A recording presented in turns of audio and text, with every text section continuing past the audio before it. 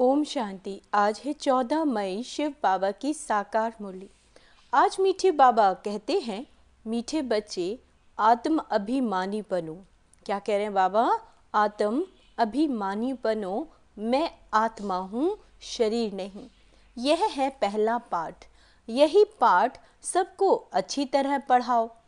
आज टीचर्स के लिए बाबा कह रहे हैं कि ये वाला जो पहला पाठ है कि मैं आत्मा हूँ, ये सबको टीचर्स के लिए कह रहे हैं कि अच्छी तरह पढ़ाओ। ज्ञान सुनाने का तरीका क्या है और किस विधि से ज्ञान सुनाना है?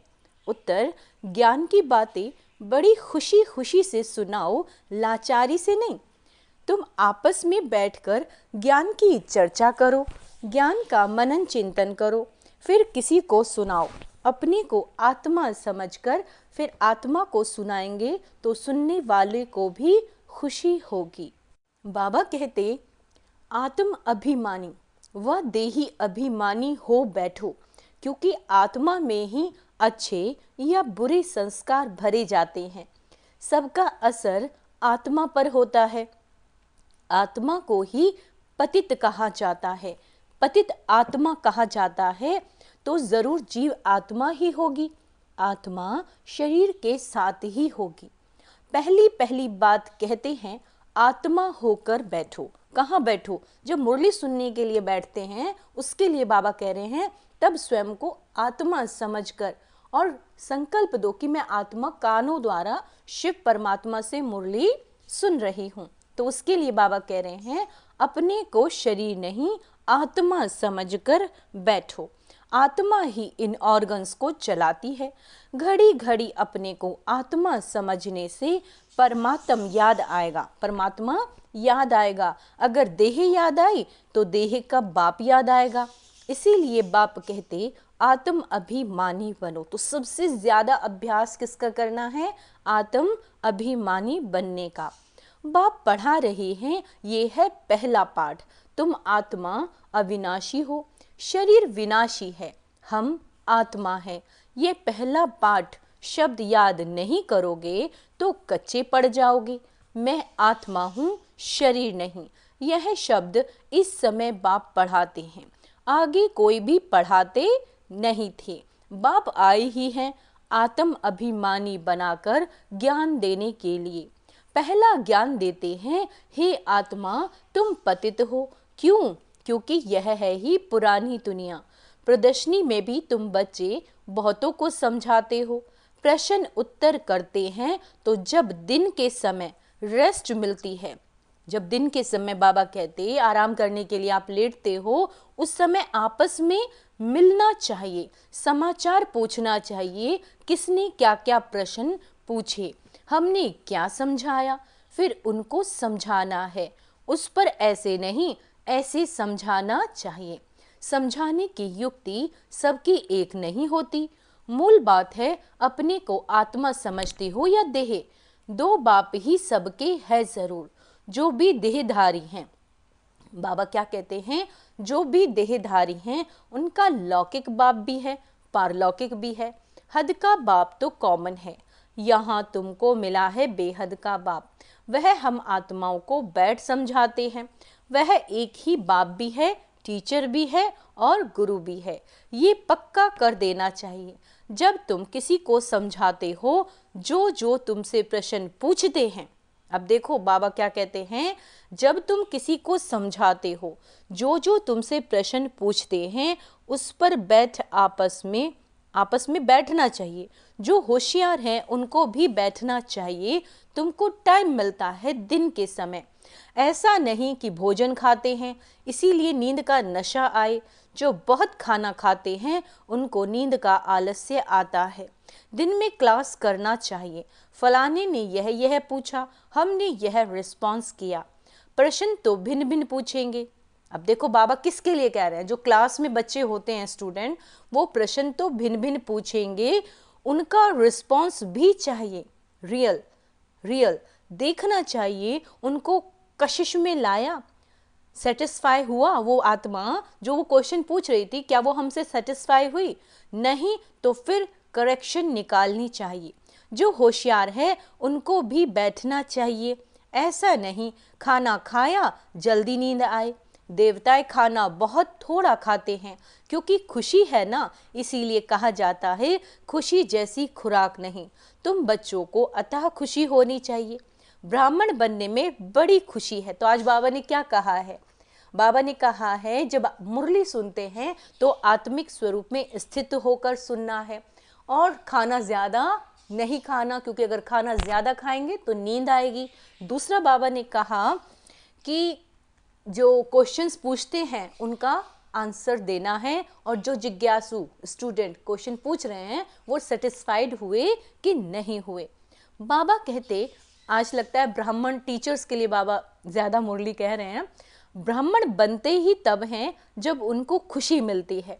देवताओं को खुशी है ना, क्योंकि उन्हों के पास धन महल आदि सब कुछ है, तो उन्हों के लिए खुशी ही काफ़ी है। खुशी में खाना भी बहुत थोड़ा और सूक्ष्म खाएंगे। आज बाबा ने खाने को लेकर बहुत दोबारा कहा है, क्योंकि अगर ज़्यादा खाना खाते हैं वही बात नींद आएगी। और बाबा ने कहा कि संगम का एक एक समय, एक एक सेकंड बहुत बहुत वैल्यूएबल है। तो बाबा कहते हैं यह भी एक कायदा है, जायज़ती खाने वालों को जायज़ती नींद आएगी, है ना। जिसको नींद का नशा रहेगा वो किसी को समझा भी नहीं सकेंगे, जैसे लाचार। यह ज्ञान की बातें तो बड़ी खुशी से सुननी और सुनानी चाहिए, समझाने में भी सहज होगा। मूल बात है बाप का परिचय देना। ब्रह्मा को तो कोई जानते ही नहीं। क्या कहते हैं बाबा? ब्रह्मा को तो कोई जानते ही नहीं, ढेर की ढेर प्रजा है। यह प्रजापिता ब्रह्मा कैसे होगा, इस पर बहुत अच्छी रीति समझाना है। बाप ने समझाया है इनके बहुत जन्मों के अंत के भी जन्म में वानप्रस्थ अवस्था में प्रवेश करता हूँ, नहीं तो रथ कहाँ से आए। रथ गाया हुआ है शिव बाबा के लिए। रथ में कैसे आते हैं उसमें मूंझते हैं। रथ तो जरूर चाहिए, श्री कृष्ण तो हो ना सके तो जरूर ब्रह्मा द्वारा समझाएंगे, ऊपर से तो नहीं बोलेंगे। ब्रह्मा कहाँ से आया? बाप ने सुनाया है मैं इनमें प्रवेश करता हूँ, जिसने पूरे 84 जन्म लिए यह खुद नहीं जानते, मैं सुनाता हूँ। श्री कृष्ण को तो बाबा कहते रथ की दरकार ही नहीं। श्री कृष्ण कहने से फिर तो भगीरथ गुम हो जाएगा। श्री कृष्ण को भगीरथ नहीं कहा जाता। क्या नहीं कहा जाता श्री कृष्ण को? भगीरथ। उनका तो पहला जन्म है श्री कृष्ण का, वो प्रिंस है। तो बच्चों के अंदर विचार सागर मंथन करना चाहिए। ये तो बच्चे जानते हैं, वह बातें तो नहीं हैं जो शास्त्रों में लिख दी हैं। बाकी यह तो ठीक है, विचार सागर मंथन किया हुआ। कलश लक्ष्मी को दिया, उसने फिर औरों को अमृत पिलाया। क्या किया? उसने औरों को अमृत पिलाया और तब स्वर्ग के गेट खुले। परंतु परम पिता परमात्मा को तो विचार सागर मंथन करने की दरकार नहीं। किसको? शिव बाबा को। बाबा कहते वो तो बीज रूप है, उसमें नॉलेज है, वही जानते हैं। तुम भी जानते थे, अभी यह अच्छी रीति समझाना जरूर है। समझने बिगर देवता पद कैसे पाएंगे, समझे बिगर।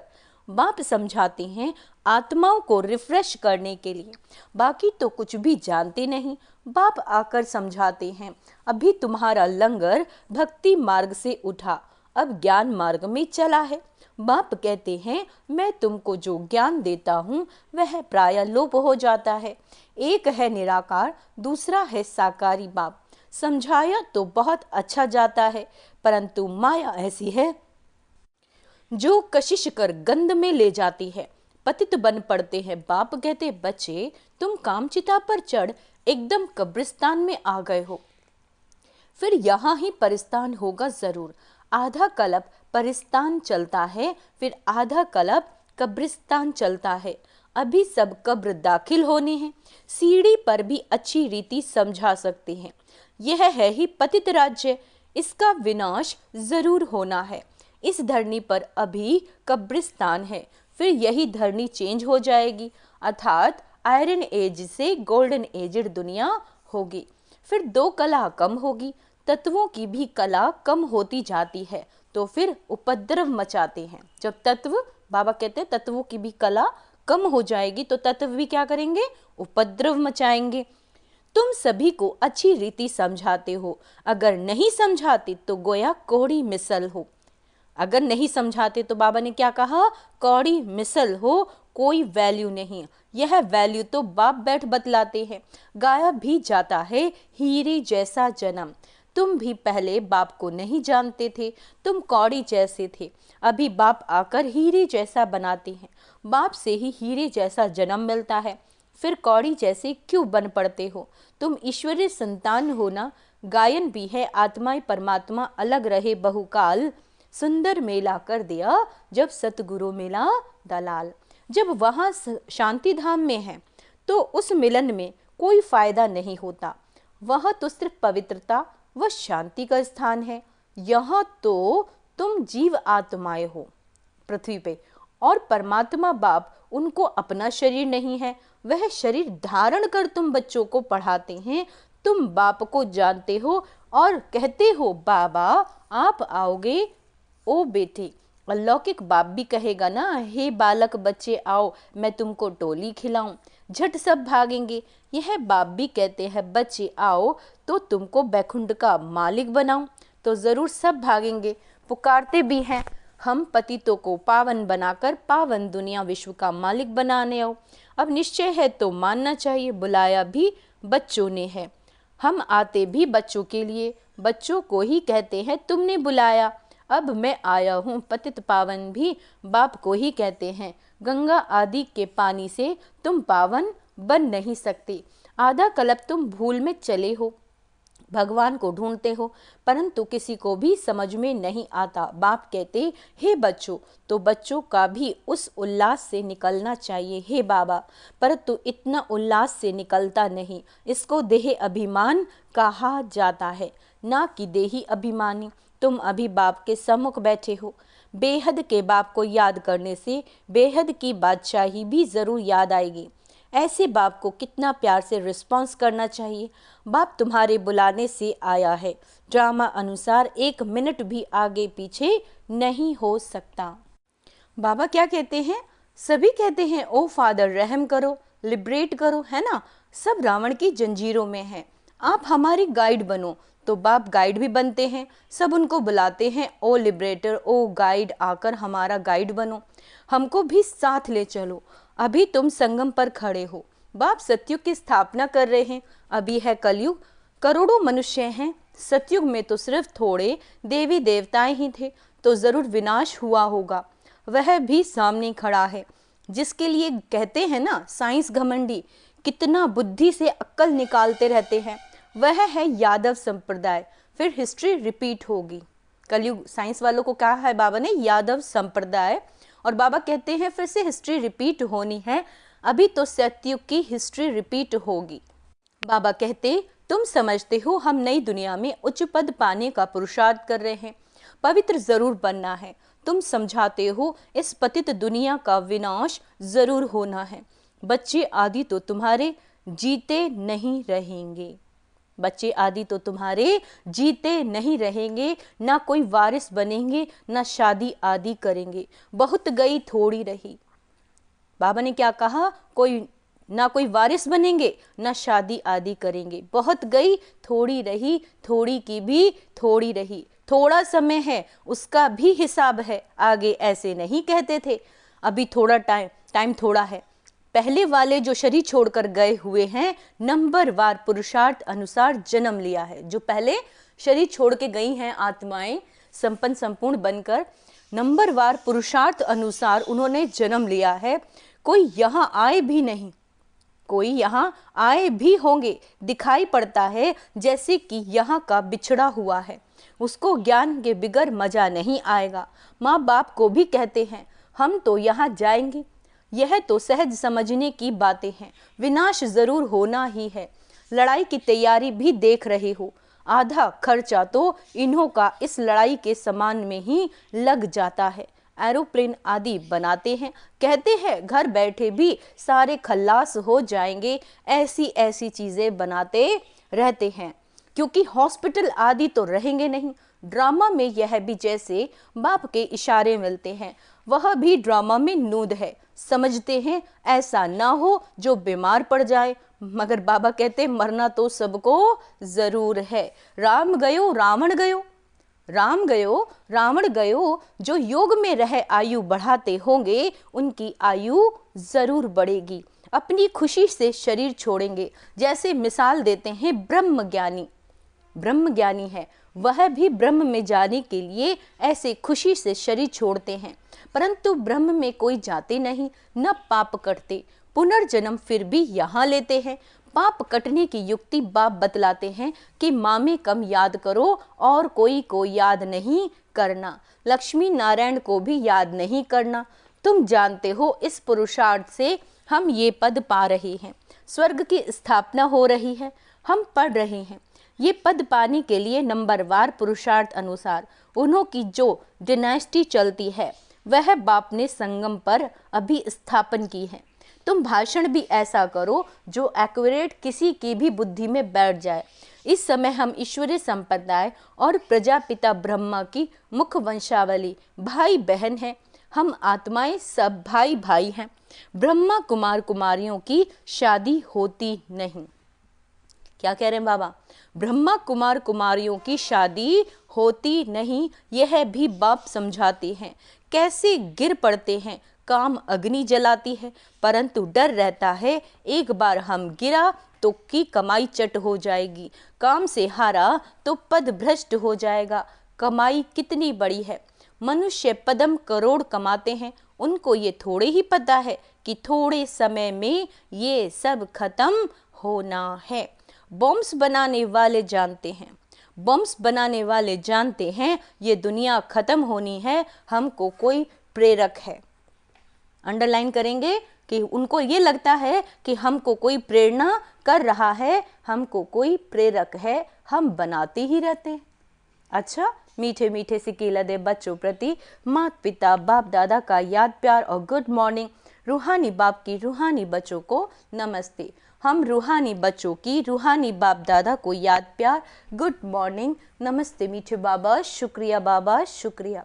धारणा के लिए मुख्य सार, ज्ञान को अंदर घोटना है, ज्ञान को अंदर घोटना है और विचार सागर मंथन करना है।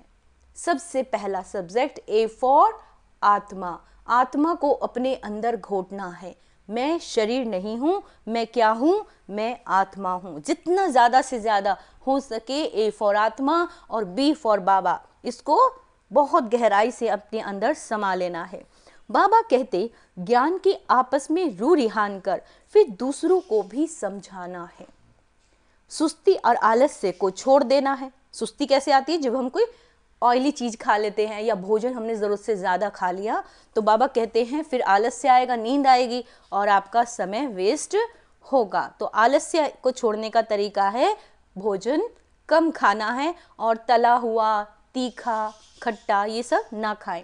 दूसरा है देही अभिमानी बन बड़े उल्लास से बाप को याद करना है। उल्लास शब्द पे याद रखें, उल्लास शब्द से। तो क्या स्वमान लेके याद करें? मैं आनंद स्वरूप आत्मा हूँ।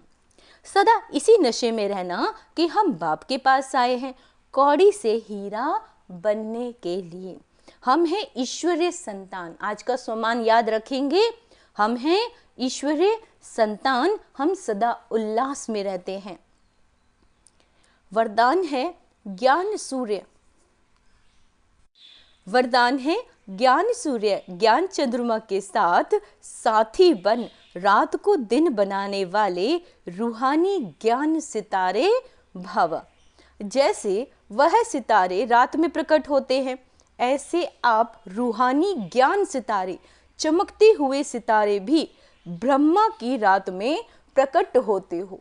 वह सितारे रात को दिन नहीं बनाते, वह सितारे रात को दिन नहीं बनाते, लेकिन आप ज्ञान सूर्य, ज्ञान चंद्रमा के साथ साथी बन रात को दिन बनाते हो। वह आकाश के सितारे, आप धरती के सितारे हो। वह प्रकृति की सत्ता है, आप परमात्म सितारे हो। जैसे प्रकृति के तारामंडल में अनेक प्रकार के सितारे चमकते हुए दिखाई देते हैं, ऐसे आप परमात्म तारामंडल में चमकते हुए रूहानी सितारे हो। स्लोगन है सेवा का चांस मिलना अर्थात दुआओं से झोली भरना। क्या कह रहे हैं बाबा? सेवा का चांस मिल रहा है, इसका अर्थ क्या है? दुआओं से झोली भरना। अंडरलाइन करेंगे, इसको कभी मिस ना करें, जब भी कोई सेवा मिले तुरंत करें। अच्छा, ओम शांति। तो आज का सोमान अभ्यास करेंगे। मैं आत्मा, point of light, Shiv Shakti हूँ, मैं रूहानी ज्ञान सितारा हूँ। अच्छा, ओम शांति।